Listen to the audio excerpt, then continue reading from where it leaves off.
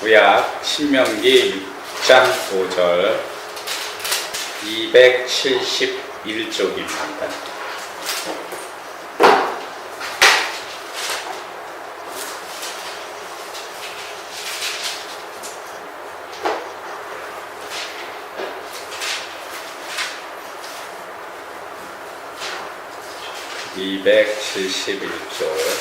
신명기 6장 5절. 자, 한 절이니까 다 같이 합독하겠습니다. 너는 마음을 다하고 뜻을 다하여 내 하나님의 여호와를 사랑하라.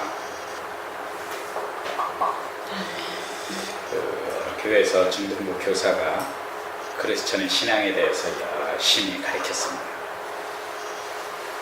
크리스천은 절대로 흔들려서는 안 된다. 흔들리지 않으면 신앙인이 돼야 된다 가르쳤는데, 중등부 1학년이 선생님, 그 신앙은 그러면 그 말하는 선생님 말하는 신앙이 뭡니까? 질문했습니다. 그랬더니 선생님이 신앙이 뭐냐고 그래서 갑자기 질문하니까 당황해서 신앙은 예수를 믿는 거야 이렇게 대답했어요. 그러면 이제 중등부 학생이 또 그럼 예수를 믿는 게 뭡니까? 선생님이 당황해갖고 아무리 생각해도 어떤 개념이 떠오르지 않는 거예요. 그래서 너 아버님 장로님 있지? 예. 그럼 너 아버지한테 가서 물어봐라.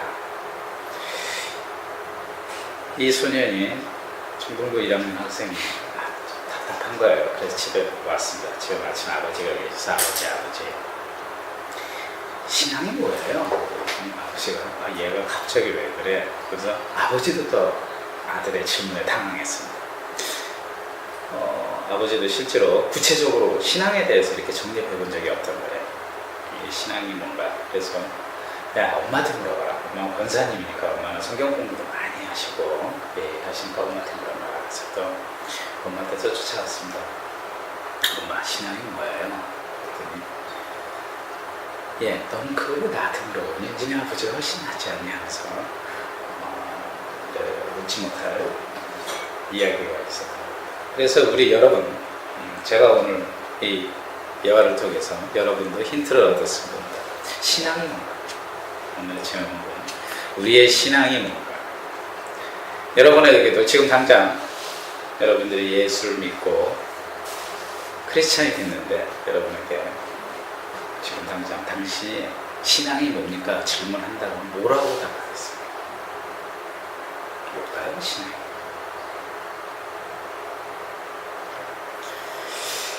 이 크리스천 대화 중에 가장 많이 하는 대화들 중에 뭐가 있냐면 누구는 신앙이 좋고 누구는 신앙이 나쁘고 그러면서 하는 얘기들이 신앙이 좋아야 된다고 말들을 합니다. 그래서 어떤 크리스찬들은 나름대로 자기 나름대로 성경 지식, 배운 지식에 대해 답하는 분도 있까 하지만 우리가 이 신앙에 대해서 올바르게 제대로 정립하지 못하고 갈팡질팡합니다. 그걸 알지 못하기 때문에 우리가 올바른 신앙을 대처할 수가 없는 거죠. 그래서 오늘은 신앙이 뭔가에 대해서 함께 알아보자. 자, 그럼 신앙은 우리가 일단 신앙을 한자로 풀어보면 믿을 신에다 우러를 앙자입니다. 그러니까 어떤 것을 우러러 믿는 것이죠. 우리가 우러러 믿는 것은 이것도 있죠. 옛날 우리 토속신앙, 돌을 믿을 수 있고 나무도 믿을 수 있고 또 어떤 중국이들은 이 신자를 믿음의 5가지 등목으로 삼았고요. 또 불교나 불교 활정도에서는 신뢰도라고도 강조를 합니다. 신뢰. 그러나 우리 크리스찬들은 우리 크리스찬이 갖고 있는 신앙은 다른 것입니다. 우리 크리스찬이 갖고 있는 신앙은 하나님, 즉 예수 그리스도를 믿고 아는 것입니다. 즉 예수 그리스도를 하나님을 향한 것이 신앙의 본질이 시작입니다. 근데 이 한국교회에서 이 신앙에 대해서 잘못 해석하기에 한국교회에서 문제가 발생합니다. 오늘날 크리스찬들이 가장 먼저 신앙을 짓는다면, 신앙을 평가하고 신앙을 연관짓는다면 신앙과 교회를 연관을 짓습니다. 그래서 신앙이 잘 되는 사람은 교회를 열심히 섬긴다고 신앙과 교회를 하나로 보고 있습니다. 그래서 교회는 즉 신앙의 정립을 위해서는 존재라고 또 강조를 합니다. 그래서 교회 생활을 열심히 헌금도 많이 내고 그럼 신앙이 좋다고 합니다. 교회에서 열심히 교사로서 또 매 집회 꾸준히 참석한다면 또 신앙이 좋다고 합니다. 새벽기도 열심히 나오면 신앙이 좋다고 합니다. 과연 우리 주변에, 우리 주위에 교회 생활을 열심히 한 사람이 신앙이 좋은 것일까요? 그렇다고 교회 생활을 열심히 한다는 것이 나쁘다는 건 아닙니다. 그것도 분명히 좋은 것입니다. 근데 문제는 교회 생활을 열심히 한다는 것이 그것을 신앙의 기준 잣대로 삼는 것이 문제라는 거죠. 그 기준 잣대로 남의 신앙을 평가한다는 게 문제라는 거죠. 만약에 원래 적극적인 성격 사람과 소극적 성격 사람이 교회 생활에 확연히 차이가 납니다. 적극적인 성격 사람은 교회에서도 열심히 일을 하고 또 남들의 눈에 보이는 행동을 잘합니다. 이에 반해 소극적인 사람은 교회 내에서도 조용히 자신의 일을 묵묵히 하고 있습니다. 그러나 우리가 이렇게 볼 때는 적극적 사람이 오히려 신앙이 더 높게 보이는 거예요.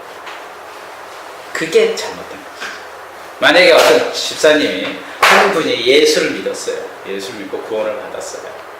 근데 교회 생활 처음 1년 전에 열심히 3년, 4년 열심히 하다가 5년 후에 이제 지친 거예요. 그래서 신앙생활 자체가 교회 생활이 소극적으로 변했어요. 그럼 이 집사님이 과연 신앙이 없는 것일까요? 그래서 우리의 잘못된 신앙의 잣대가 이 신앙에 대해서 잘못된 착오로 인도해 주시는 거예요. 인도하는 것입니다. 신앙이란 분명히 하나님을 아는 것이고 신앙은 교회 생활과 연관져서는 안 될 것인데 우리는 우리 자신도 모르게 우리의 신앙을 어떻게 평가하냐, 하나님의 알을 옆으로 놓고 하나님 아는 것을 옆으로 놓고 교회 생활이 먼저다. 그래서 하나님과 주와 객이 바뀌어버리는 거예요.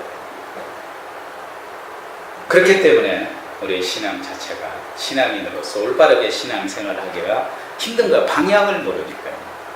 그래서 오늘은 우리가 올바른 신앙생활을 하기 위해서는 먼저 우리가 무엇을 먼저 해야 되나, 신앙인이. 그 착오를 없애기 위해서는 오늘 말씀을 함께 나눠보자. 첫째로요, 우리가 올바른 신앙을 하기 위해서는 내 마음. 여기서 우리 마음이라는 것은 제가 오늘 본문을 말씀을 드리면서 마음이라는 것은 어디까지 포괄적으로 가냐면요. 마음은 이성과 감성까지 다 포함합니다. 그러니까 내 마음을 당해, 내 이성을 당해 신앙을 세우라는 거예요. 우리의 마음으로, 우리의 이성으로 하나님을 알아가는 것입니다. 하나님께서 인간에게 태초에 자유의지를 줬어요. 이 자유의지에는 우리의 마음, 우리의 이성과 감성과 판단할 수 있는 의지를 주셨어요. 그리고 하나님은 인간에게, 아담과 이브에게 세상을 다스리라는 자유를 주셨어요. 이성과 판단을. 그리고 그 자유의 방종함을 막기 위해서 선악과를 주셨어요. 그걸 따지 말라고 분명히 또한 하나님은 그걸 명령을 했고, 그 따지 말라는 그 명령 안에 무엇이 숨어 있냐면 또한 선택할 수 있는 자유를 줬어요. 선택할 수 있는 자유라는 것은 내 이성과 내 마음으로 판단하는 거예요. 그리고 결정을 하는 거예요. 그 인간에게, 동물에게 줄 수 없는 것을 하나님은 우리 인간에게 주었습니다. 근데 여러분 아시다시피 우리 인간은 하나님이 주신 그 자유의지, 우리가 선택할 수 있는 마음, 이성을 우리 인간은 어떻게 했습니까? 지키지 못했습니다. 아담과 이브.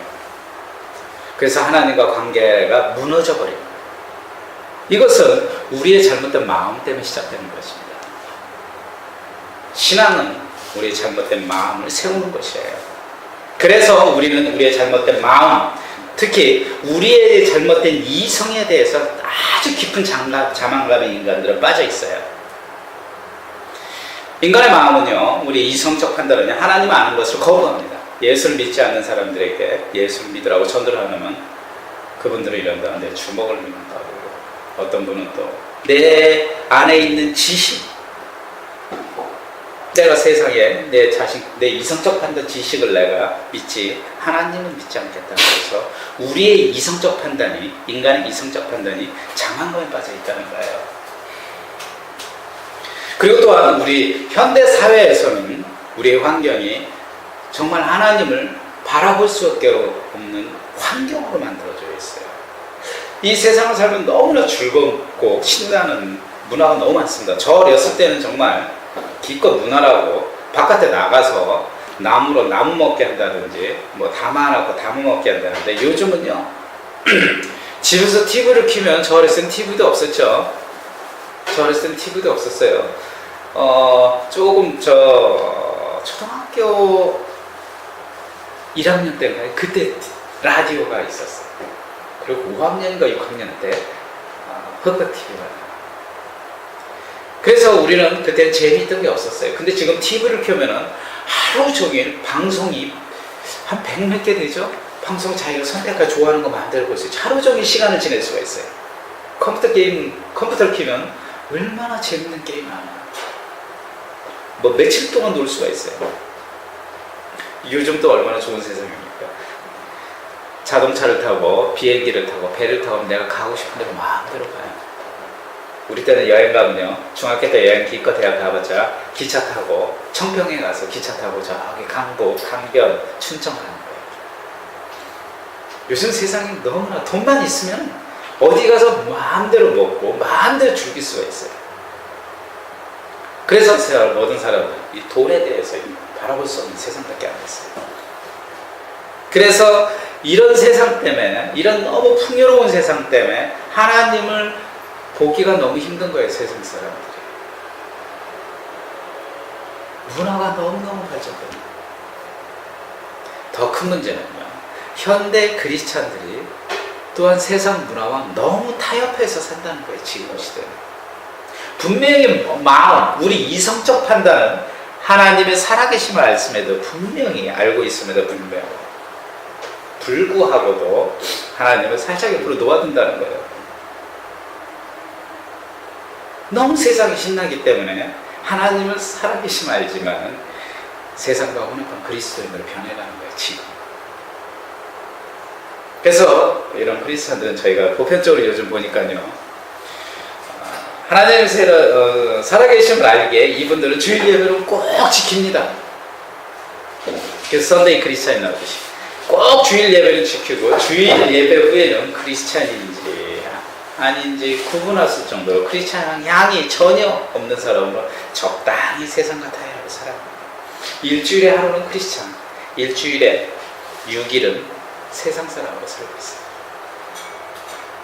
더 큰 문제는 세상에 너무 죽이는 게 너무너무 많기 때문에 아예 주일마저도 포기하고 아예 주님을 떠나가는 거예요. 그리고 하나님을 아예 떠나버립니다. 사도 바울은요, 빌립보서 2장 5절에 보면요, 그리스도의 마음을 품는 것, 우리가 그리스도의 마음을 품는 것, 이것을 이 세상의 사고방식, 삶에 따르지 말라 이렇게 얘기했어요. 그리고 로마서 12장 2절에 그리스도 안에 있는 하나님을 알고 살아갈 것을 강조했어요, 사도 바울. 따라서 우리 신앙이, 우리의 이성적 판단, 우리의 마음으로, 그것 때문에, 잘못된 판단 때문에 하나님을 향해 나가는 것이 막혀서는 안 된다는 것입니다. 두 번째로요, 우리의 신앙은 우리의 마음, 우리의 이성적 판단을 죽이는 게 아니에요. 하나님의 아는 것은 우리의 마음, 우리의 이성적 판단, 여러분이 생각할 수 있는 데서 시작되는 것입니다. 근데 어떤 설교자가 이런 얘기를 해요. 동에 가면 하나님 앞에서 모든 것, 자신의 생각과 모든 것을 내려놓으라고 합니다. 거기서 다른 의미는 좀 있겠지만 내려놓으라고 합니다. 그리고 자신의 마음마저도 하나님 앞에 내려놓고 포기하라고 그러고 자신의 마음, 이성적 판단을 다 죽이라고 그래요. 근데요, 우리 신앙인은 우리의 마음, 우리 이성적 판단을 포기하는 것이 아니에요. 우리의 마음과 이성적 판단이 하나님을 향해서 탐구해야 되고 하나님을 알면 노력해야 된다는 거예요. 근데 거꾸로 우리의 이성적 판단, 우리의 생각, 우리의 마음을 내려놓고 포기하라는 것은 아니죠. 우리 마음이 하나님이 갖다 주시는 비전을 깨닫고 우리 마음이 우리의 육체를 인도하는 도구로 활용해야 된다는 거예요. 하나님을 알고. 그래서 또 어떤 분은 또 이런 얘기를 합니다. 여러분, 우리 인간의 본질에는 뭐가 있나요? 영, 혼, 육, 세 가지가 있나요? 세 가지가 있나요? 영, 혼, 육, 세 가지가 있나요? 과연 세 가지가 존재할까요?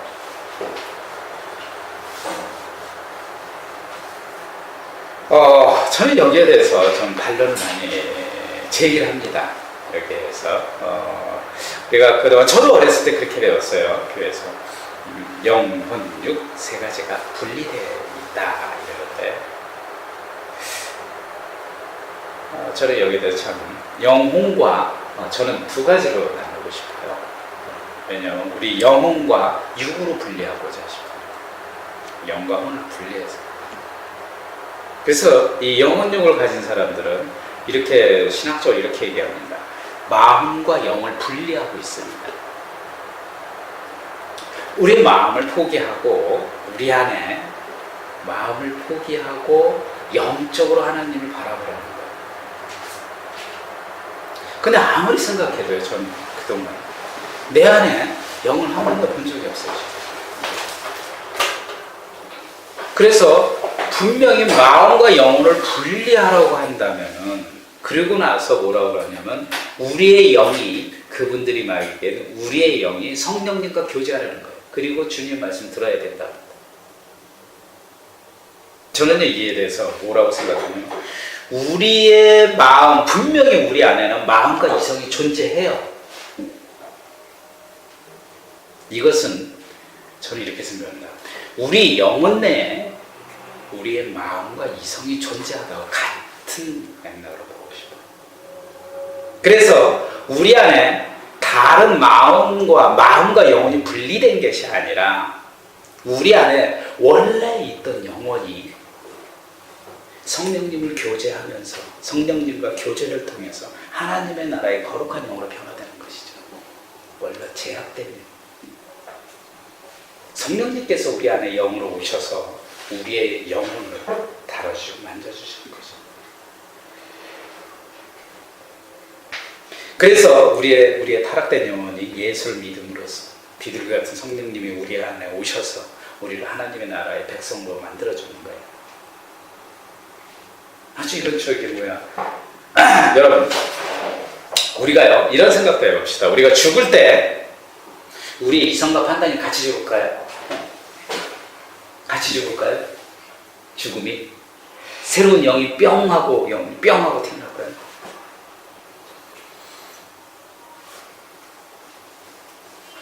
저는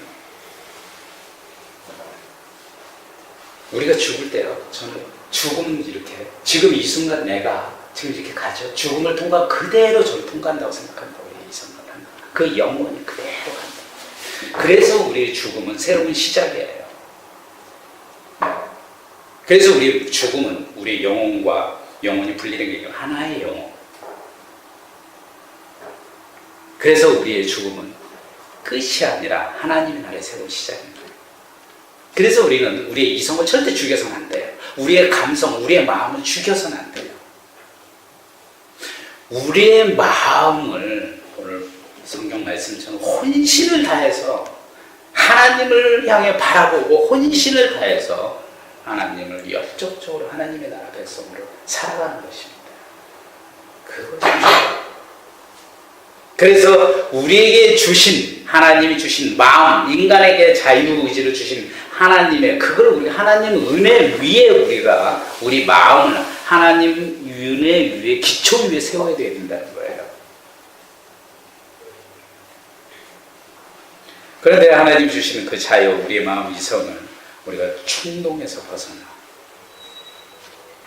우리의 마음을 어디에다 두지 못한다는 게 그게 문제예요.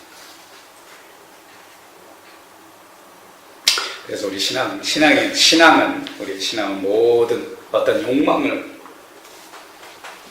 쫓아가는 것이 아니라 우리의 마음이 하나님만을 알고 하나님을 향해 꾸준히 바라보는 거예요. 그리고 두 번째로 신앙이라는 것은 하나님 은혜에 우리의 마음 이성으로 매일 응답하면서 전진하는 거예요. 우리 마음이 신앙이라는 것은. 요즘 아까 설교 전에 우리 용석이가 뭐라고 그러냐, 용범이가 그냥 커뮤니케이션 시대. 요즘 핸드폰 통해서 얼마나 정말 요즘 저는 점점 살아가면 살아갈수록 앞으로 세상이 어떻게 많이 변할까, 참 많은 상상도 못한 세상이 올 거라고 생각합니다. 앞으로 30년 후에도.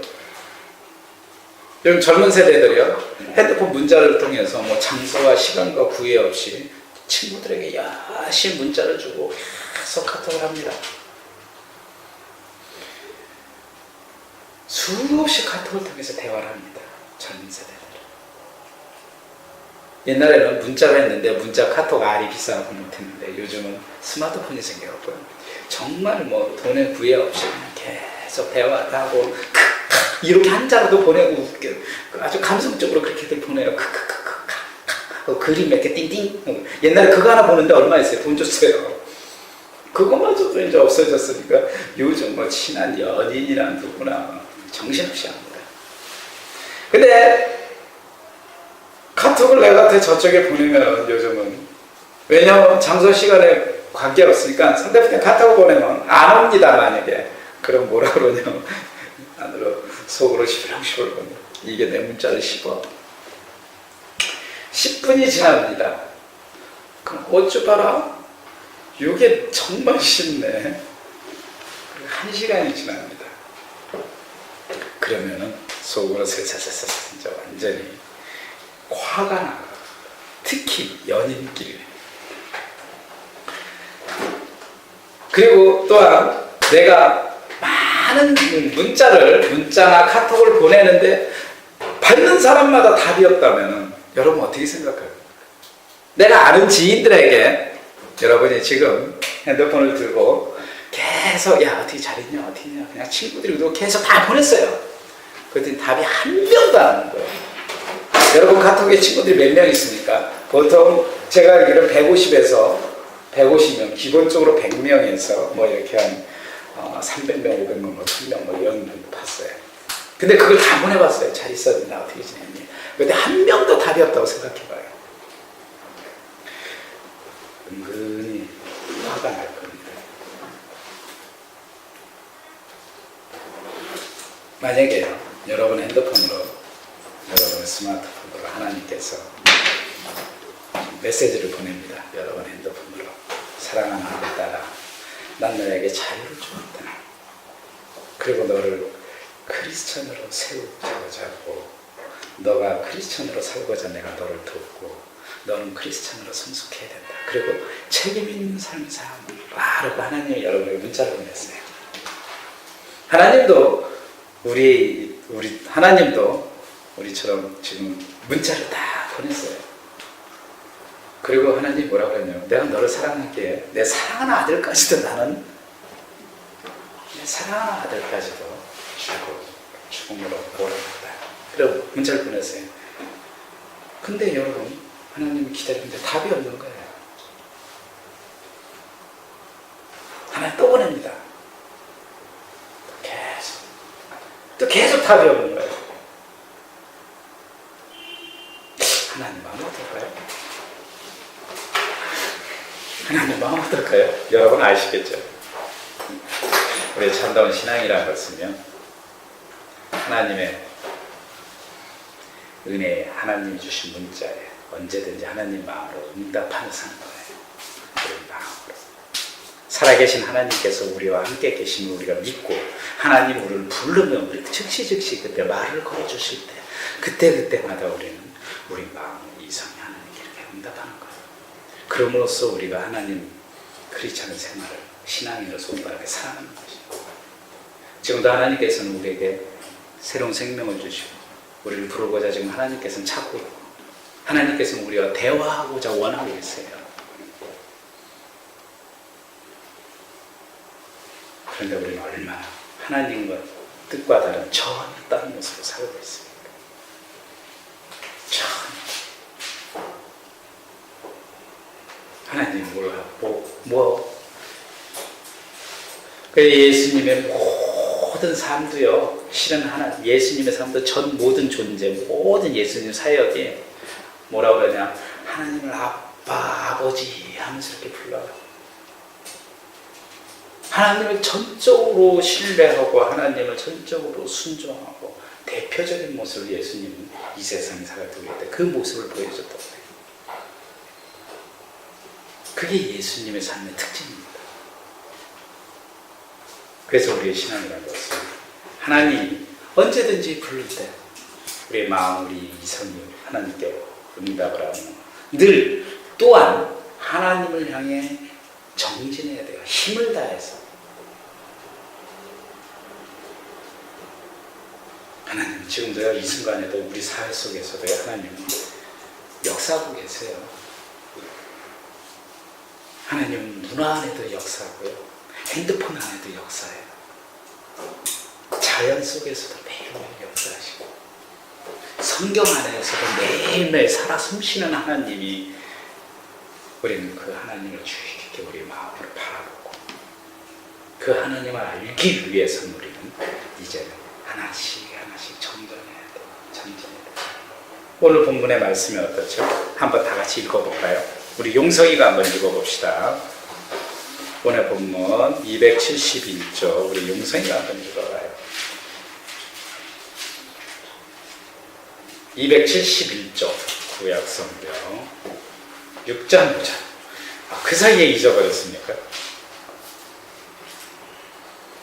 넌 마음을 다하고 뜻을 다하고 힘을 다하여 내 하나님 여호와를 네, 넌 마음을 다하고 뜻을 다하고 힘을 다하고 하나님을 사랑해. 신학자 로이스가 쓴 악마의 편지라는 책에 이런 이야기가 있습니다. 어떤 영국 신사가 일주일에 한 번씩 도서관에 책을 읽는 습관이 있습니다. 하루는 그가 도서관에서 책을 고르는데 마침 종교서적이 눈에 들어왔어요. 이 신사는 마음속에 갑자기 호기심이 생겼어요. 하나님이 어떤 분일까 하면서, 그분이 정말 나와 어떤 관계일까 해서 이런 생각을 할 때 사탄이 조용히 또 옆에서 또 찾아왔어요. 그래서 조용히 얘기합니다. 야, 그런 골치 아픈 생각 왜 하니? 야, 뭐 때문에 너는 그런 생각하냐? 야, 점심시간이니까 쓸데없는 생각하지 말고 밥이나 먹고 좀 생각해라.